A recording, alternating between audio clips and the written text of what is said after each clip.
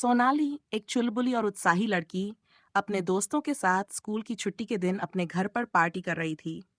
उनके ग्रुप में उसके सबसे अच्छे दोस्त अंशु, पलक और समीर थे। मूवी देखने, म्यूजिक सुनने और गप्पे मारने के बाद अंशु ने एक नई बात छेड़ी। क्या तुम लोगों ने कभी चाली चाली गेम खेला है? सोनाली ने हैरानी से पूछा, ये कौन सा गेम है? अंशु ने मुस्कुराते हुए कहा, ये एक मस्ती भरा लेकिन डरावना गेम है। इसमें हम एक कागज पर हाँ और ना लिखते हैं और दो पेंसिल से आत्मा को बुलाने की कोशिश करते हैं। पलक थोड़ा घबरा गई और बोली, मुझे ये सब डरावना लगता है। अगर सच में आत्मा आ गई तो? समीर हंसी उड़ाते हुए बोला, अरे ये सब बकवास है। चलो मजे के लिए खेलते हैं। सोनाली को भी ये रोमांचक लगा। उसने तुरंत टेबल पर एक कागज लाया और चार हिस्सों में हाँ और ना लिख दिया। पेंसिल्स को क्रॉस में रखते हुए उन्होंने खेल शुरू किया। अंशु ने सबसे पहले सवाल पूछा, चार्ली चार्ली, क्या तुम यहाँ हो? कमरे में एक पल के लिए सन्नाटा छा गया। सभी सांस रोके पेंसिल को घूरने लगे। अचानक ऊपरी पेंसिल धीरे धीरे हाँ की ओर झुक गई।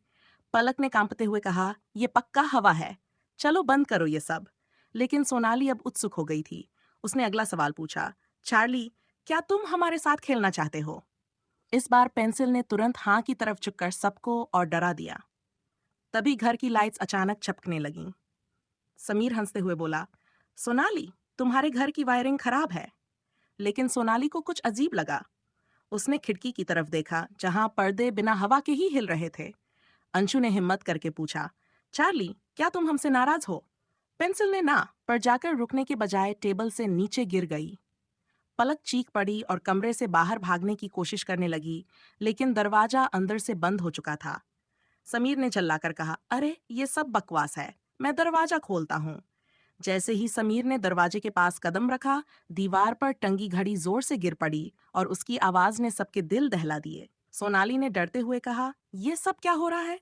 हमें ये खेल रोक देना चाहिए। अंशु ने पेंसिल उठाई और कागज पर लिख दिया, चार्ली, क्या तुम हमें छोड़ दोगे? पेंसिल ने इस बार ना की ओर इशारा किया। तभी कमरे के कोने से किसी के हंसने की धीमी आवाज सुनाई दी। पलक ने सोनाली का हाथ कर पकड़ लिया और रोने लगी। सोनाली, ये तुमने क्या किया? हमें मुसीबत में डाल दिया। समीर ने टॉर्च जलाकर कोने की तरफ देखा, लेकिन वहां कुछ नहीं था। फिर भी सबको लगा कि कोई उनकी हर हरकत देख रहा है। कमरे की दीवार पर अचानक खून जैसे लाल रंग से लिखा हुआ एक संदेश उभर आया, तुमने मुझे बुलाया है, अब मैं नहीं जाऊंगा। अंशु ने लगभग चीखते हुए कहा, सोनाली, हमें माफी मांगनी चाहिए।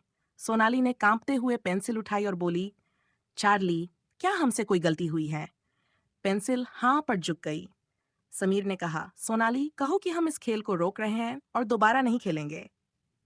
सोनाली ने कांपते हुए कहा, चार्ली, हम माफी मांगते हैं। हम तुम्हें परेशान नहीं करना चाहते। कृपया हमें छोड़ दो।